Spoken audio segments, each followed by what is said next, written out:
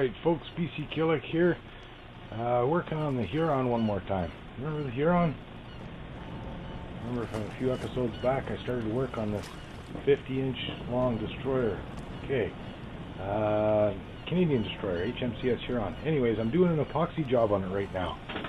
I've had to do all of the compartments. I've got all of these individual compartments that I got to do with a good thick coat of epoxy to ensure that all of the glue that I've used, which is Elmer's white glue and LePage's white glue, is going to hold and won't get saturated by any liquids if I take on any water at all.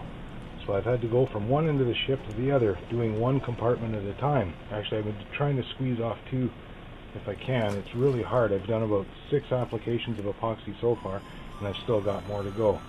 I'm just about to do another batch, and as they say, this stuff is 2-hour epoxy, but you only get about 10 minutes of work time. That's all. It takes 2 hours, and then it's like rock hard. It's very solid stuff.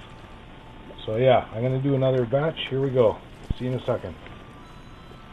Well, I just finished doing another round of epoxy. As you can see, this stuff is sticky.